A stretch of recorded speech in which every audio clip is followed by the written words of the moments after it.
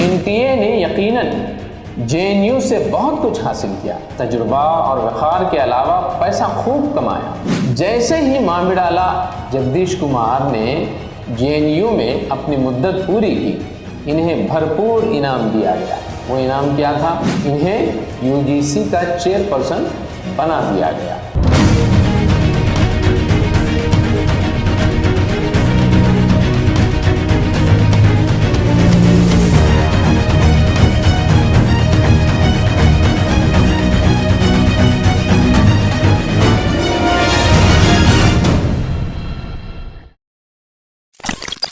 محترم ناظرین، views on news میں آپ تمام کا تہہ دل سے استقبال کرتا ہوں۔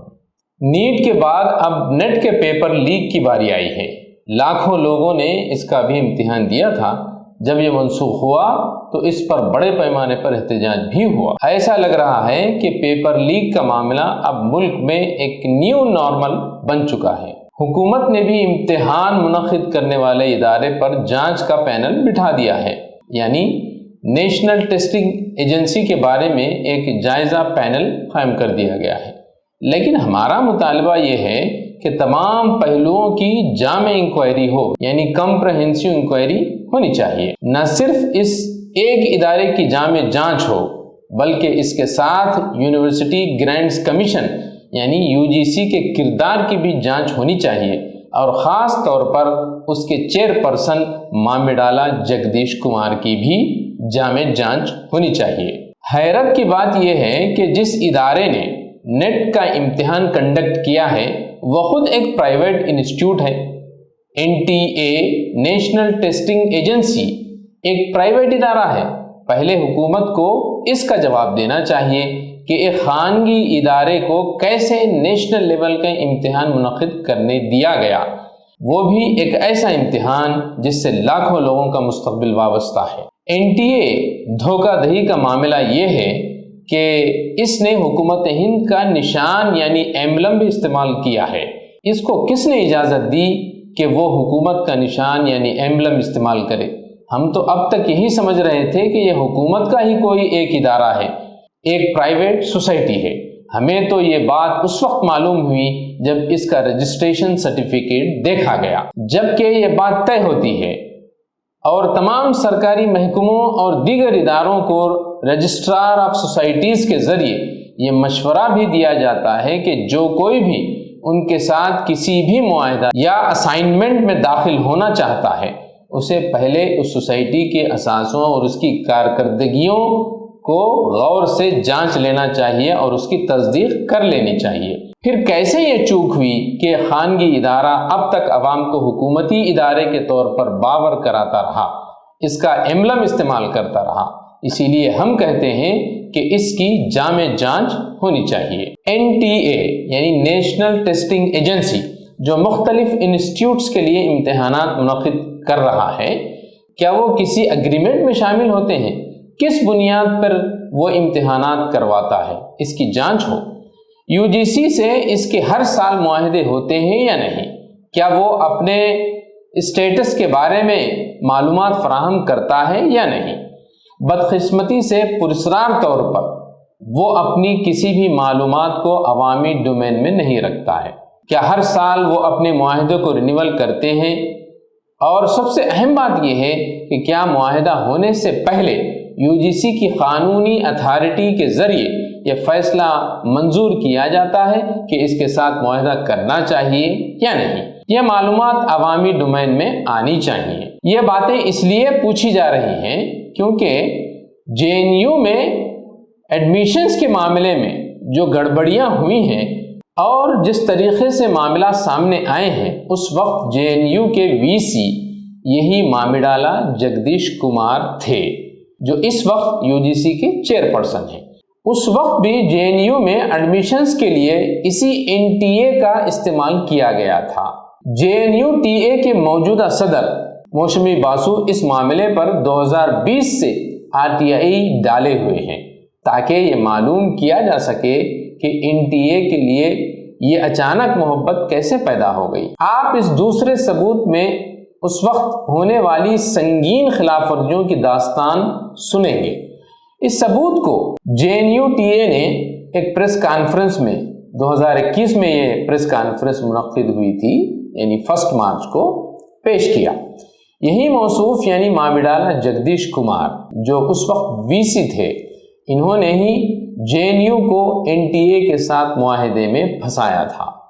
जेएनयू और एनटीए के दरमियान किसी भी किस्म की याददाश्त मुफाहमत यानी मेमोरेंडम ऑफ अंडरस्टैंडिंग पर दस्तखत नहीं हुए थे, और ये भी मालूम नहीं है कि एनटीए ने जेएनयू को असाइनन इम्तिहानात के इनेकाद के लिए कितनी रकम वसूल की है, जिसकी वजह से जेएनयू को आमदनी में भी कमी हुई, यानी आमदनी में उसको नुकसान हुआ, और उल्टा नुकसान ये हुआ कि तलबा के म्यार में भी नुमायां कमी देखी गई।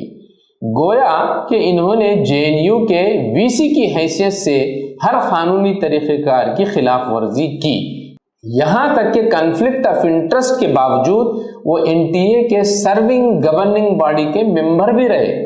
इस इश्क को क्या नाम दें। लेकिन एनटीए ने यकीनन जेएनयू से बहुत कुछ हासिल किया, तजुर्बा और वक़ार के अलावा पैसा खूब कमाया, और ख़ास बात यह है कि इसके चीफ प्रमोटर खुद मामिडाला जगदीश कुमार हैं। जैसे ही मामिडाला जगदीश कुमार ने जेएनयू में अपनी मुद्दत पूरी की, इन्हें भरपूर इनाम दिया गया। वो इनाम क्या था? इन्हें यूजीसी का चेयरपर्सन बना दिया गया। ये वही मौसूफ हैं कि वीसी शिप में तलबा और असातिज़ा के खिलाफ खूब मजालिम और तशद्दुद करवाए।